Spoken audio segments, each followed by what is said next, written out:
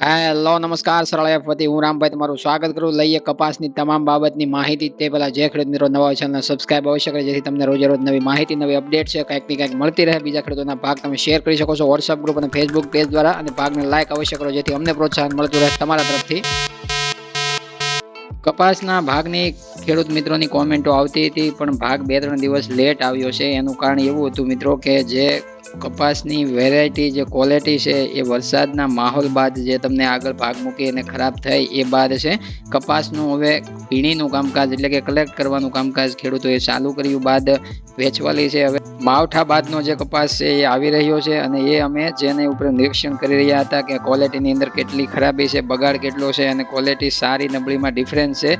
એ આપણે જ્યારે આગળના ભાગમાં ચર્ચા કરી હતી એમાં જે ધારણા કરતાં પણ છે ઘણો બધો ડિફરન્સ જોવા મળી શકે છે. એવી ખરાબ ક્વોલિટી અમુક વિસ્તારોમાં આવી છે, અને અમુક વિસ્તારોમાં ઓછો જ્યાં વરસાદનું પ્રમાણ જ્યાં 2 થી 3 દિવસ જોવા મળ્યું છે ત્યાં થોડીક ઓછી ખરાબ છે ક્વોલિટી જોવા મળી છે. પણ એકંદરે વરસાદી માહોલ બાદ છે ક્વોલિટીની અંદર ઘણો બધો ડિફરન્સ જોવા તો મળે છે, અને એ 2-3 દિવસથી અમે જે નિરીક્ષણ કરી રહ્યા છીએ એના ઉપર છે અમને જોવા પણ મળ્યું છે. અને ભાવની જે આપણે ચર્ચા આગળ કરી હતી કે ભાવમાં પણ છે 2 ભાગ પડી શકે છે, પણ ક્વોલિટી એટલી બધી ખરાબ છે એના લીધે ભેજનું પ્રમાણ જોડે છે એટલે ખેડૂતો છે પોતાના ઘરે કપાસ રાખી નહીં શકે એવું હાલ લાગી રહ્યું છે. ખેડૂતો છે તાજો કપાસ છે માર્કેટમાં લાવવા લાગ્યા છે, અને વેચવાલીનું પ્રમાણ પણ એના લીધે વધારે થોડું જોવા મળે છે. એટલે ખાસ આપણે એવું માનતા હતા કે 2 ભાગમાં જે કપાસની ક્વોલિટી વેચાઈ જશે જો ખેડૂતો તાત્કાલિક માર્કેટમાં કપાસ લાવશે તો, અને એવું જ થવા લાગ્યું છે કારણ કે માલ છે રહી શકે એમ નથી ખેડૂતોના ઘરમાં, એટલે તાત્કાલિક લાવવો પડે એમ છે. અને તાજો એ કપાસ અને જૂનો જે અગાઉનો સારો કપાસ છે એ પણ માર્કેટિંગ યાર્ડોમાં જોવા મળે છે. એટલે બંને કપાસની આવકના કારણે છે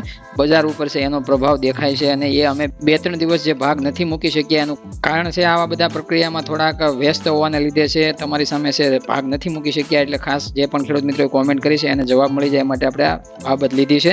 હવે આપણે જોઈએ તો 2-3 દિવસની અંદર છે એવું જીનિંગ મિલો દ્વારા પણ જણાવવામાં આવ્યું હતું કે આ જે ખરાબ ઉગી ગયેલો કપાસ છે અને કલર ક્વોલિટી છે કપાસની અંદર વ્હાઇટ એટલે કે સફેદ મેન્ટેન નથી જોવા મળતી, અને બીજા નંબરમાં પેશીની ઘણી બધી દિક્કત છે. અને આવી બધી જે સમસ્યાઓના કારણે છે અમુક જીનિંગ મિલો છે 2-3 દિવસથી બંધ હતી, પણ લગભગ છે આજે એવું લાગી રહ્યું છે કે જે પણ જીનિંગ મિલોને આ જે પોસાય એમ નતું અથવા તો આ જે વીક ક્વોલિટી તૈયાર થાય એવી ધારણાઓ હતી, અથવા તો જે ખરાબ ક્વોલિટી છે એના પોતાના જીનિંગ મિલોમાં નથી પીલવી એવી ધારણાઓથી જે બંધ હતા એ પણ જીનિંગ મિલો છે આજથી ફરીવાર છે આજકાલ એમ દિવસે ને દિવસે શરૂ થવા લાગ્યા છે. એટલે મતલબ સારી ક્વોલિટી જેને પીલવી હતી અને આ ખરાબ ક્વોલિટી પીલવા માટે મજબૂર બનવું પડશે, કારણ કે ગુજરાત અને સૌરાષ્ટ્રના તમામ તારણો અને કારણોમાં આપણે સમજીએ તો અમારા જે વર્ક પ્રમાણે અમને એવું લાગી રહ્યું છે કે લગભગ 16 ગુઠાના વીઘા લેખે એક વીઘાની અંદર 5 થી 6 મણથી લઈ અને 10 મણ સુધીના જે કપાસની વીણી જે તૈયાર થતી હોય, જે પ્રથમ વીણી કહી શકીએ, એ પ્રથમ વીણી દીપાવલી બાદ ખેડૂતોએ વીણવા માટે તૈયાર થતા હોય છે, અને તૈયાર થયા હોય અને એ બાદ છે માવઠાનો માર 10 દિવસનો સહન કરવાનો વારો આવ્યો, અને એ બાદ છે માવઠામાં પણ અમુક છે ઝીંડવા ફાટતા હોય છે.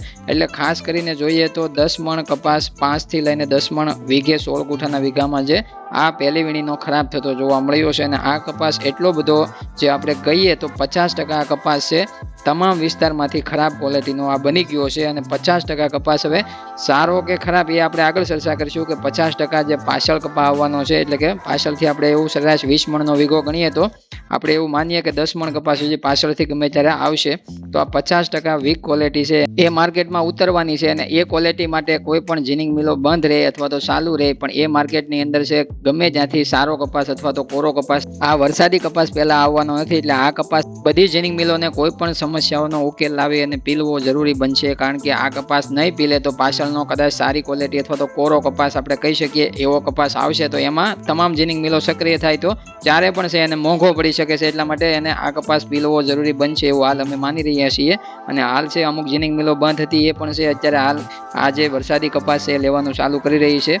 અને હવે જોઈએ તો આ બંને ડિફરન્સની અંદર આપણે ભાવની અત્યારે હાલ સમસ્યાઓ ઘણી બધી આપણે માનીએ તો ખેડૂતો માટે આ માવઠું છે એ ખેડૂત માટે 50% ભાવ કપાત લઈને આવ્યું છે, કારણ કે અત્યારે હાલ જોઈએ તો જે 1500 કે 1550 ભાવનો જે કપાસ ખેડૂતોને વેચાઈ રહ્યો હતો એ કપાસનો ડાયરેક્ટ ભાવ ઘટીને અત્યારે જોઈએ તો તળિયાનો જે વરસાદી કપાસની આપણે ચર્ચા કરીએ તો ઉગી ગયેલા જે કપાસ છે અને પેશીવાળા જે કપાસ છે એનો ભાવ 750 રૂપિયાથી શરૂઆત થાય છે, અને લગભગ 950 રૂપિયા સુધી છે એ સારી ક્વોલિટી વરસાદી કપાસમાં કદાચ જોવા મળે મળે તો એમાં ભાવ જઈ શકે છે. બાકીનો કપાસ સારો એવો ગણીએ તો 800 થી 850 ની રેન્જમાં વધારે પડતો વેચાતો જોવા મળે છે હાલના તબક્કા પ્રમાણે.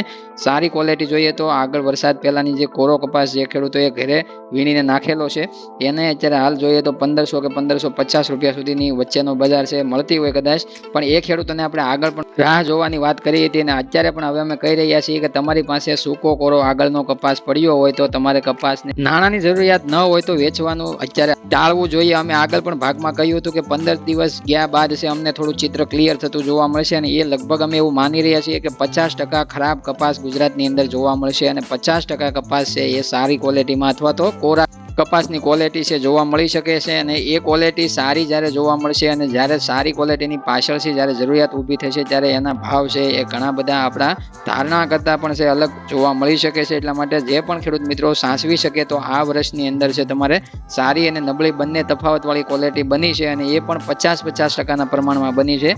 એટલા માટે તમને આગળ પણ 15 દિવસ કે 20 દિવસ પહેલાં પણ આપણે ચર્ચા કરી ત્યારે કહ્યું હતું કે તમે ક્વોલિટી સારી હોય તો તમારે વેચવાની ફરજ નથી અને જ્યારે તમારી પાસે ખરાબ અને જ્યારે હાલ નથી રહી શકે એવી ક્વોલિટી જ્યારે આવી રહી છે વરસાદી તો એને તમારે વેચવી જરૂરી બનતી હોય છે, કારણ કે તમારા ઘરે અથવા તો તમારા જે પણ ગોડાઉનમાં છે કપાસની ક્વોલિટી રહી શકે એમ ન હોય, ભેજનું પ્રમાણ હોય, સાથે સાથે ઉગેલો કપાસ છે.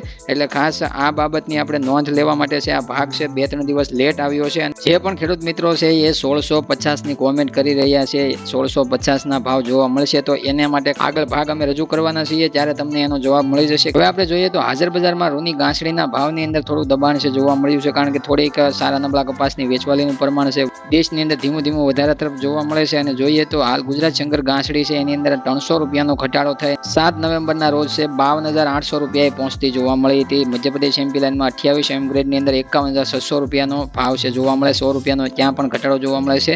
100 રૂપિયાનો પંજાબ હરિયાણા રાજસ્થાન લાઇન ઉપર 27 એમ ગ્રેડની અંદર ઘટાડો જોવા મળે છે, 48,100 રૂપિયા ગાંસડી પહોંચતી જોવા મળી છે. કર્ણાટક તામિલનાડુમાં જોઈએ તો 74,500 રૂપિયાના ભાવ છે 34 એમ ગ્રેડના જોવા મળ્યા છે. જોઈએ તો 35 એમ ગ્રેડની અંદર કર્ણાટક તામિલનાડુમાં 73,500 રૂપિયાના ભાવ છે જોવા મળ્યા છે. બીજો પોઈન્ટ છે વિદેશ વાયદાની અંદર પણ થોડું દબાણ જોવા મળ્યું હતું, એના લીધે છે ભાવની અંદર હાજર બજારમાં રૂની ગાંસડીમાં પણ દબાણ છે જોવા મળ્યું છે. 2 દિવસની અંદર વેચવાલી અને વિદેશ વાયદાનો સપોર્ટ છે ભાવના દબાણમાં જોવા મળ્યો છે.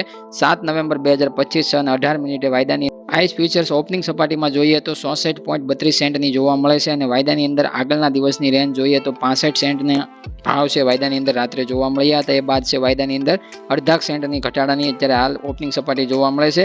એકંદરે રાત્રે વાયદાની અંદર શું ફારફેર જોવા મળે છે એના ઉપર છે કાલની બજાર ઉપર છે થોડો ઘણો ઇફેક્ટ છે આપણી ભારતીય બજારો ઉપર પણ. રૂની ગાંસડીમાં મામૂલી 100 રૂપિયાનો ઘટાડો વધારો જોવા મળી શકે છે. એકંદરે વેચવાલીનું પ્રમાણ છે ખેડૂતો તરફી છે હવે થોડોક કપાસનું જે હાલની જે ખરાબ ક્વોલિટીના લીધે છે દબાણ જોવા મળી શકે છે અને વેચવાલી ખેડૂતને કરવી ફરજિયાત બને છે. એના લીધે ખેડૂત પણ છે પોતાના માલને રોકી નથી શકતો. હાલ જોઈએ તો ખેડૂતોના 50% માવઠાનો માર ભાવની અંદર જોવા મળ્યો છે અને 50% છે મજૂરીમાં છે માર જોવા મળશે, કારણ કે કપાસની અંદર છે 8 કે 10 દિવસ વરસાદ પડ્યા બાદ વીણી કરવામાં શોર્ટ કપાસ થઈ જતો હોય છે. એટલે કે કપાસના જે ફૂલેલા ડાફકા હોય છે, જે કપાસ જે બહારથી જે તમને દેખાતો હોય સુંદર અને જે વધારે પડતો લાઇટિંગ મારતો હોય એ કપાસ લાઇટિંગ પણ એની વહી જતી હોય છે અને કપાસ ભેગો થઈને પેશીના રૂપમાં થઈ જતો હોય. સતત વરસાદના લીધે છે કાલા સાથે છે કપાસ ચોંટી જતો હોય છે અને એના લીધે છે વીણવામાં કલેક્ટ કરવામાં છે મજૂરોની સંખ્યાઓ વધારે જોતી હોય. એટલે કે જે કોરો કપાસ સૂકો કપાસ જ્યારે વીણાતો હોય છે ત્યારે પ્રથમ વીણીની અંદર એક વ્યક્તિ દીઠ એક મજૂર દીઠ જોઈએ તો 3 થી 4 મણ લેખે છે કપાસ વીણાતો હોય છે. અમુક વ્યક્તિ 100 કિલા સુધી પણ વીણી શકતું હોય છે, પણ એ સૂકા કોરા કપાસની અંદર. અને જ્યારે અત્યારે શોર્ટ કપાસની અંદર જોઈએ તો હવે લગભગ 20 કિલોથી લઈ અને 25-30 કિલો સુધી છે માંડ છે કપાસ મજૂર છે ભેગો કરી શકે એવી હાલ પરિસ્થિતિ બની શકે છે. એવો હાલ છે સતત જ્યાં વધારે પડતો વરસાદ જોવા મળ્યો છે ત્યાં જોવા મળી શકે છે. એટલે એ પણ મજૂરીની મારના લીધે છે કપાસનો એક તો ભાવ 50% અને 50% મજૂરી, એટલે ખેડૂતોના હાથમાં તો લગભગ પ્રતિ મણ 20 કિલોએ જોઈએ તો 400 થી 500 રૂપિયા વધે તો સારું ગણાય એવી હાલ અમારી સંભાવનાઓ છે. તમારું શું કહેવું છે?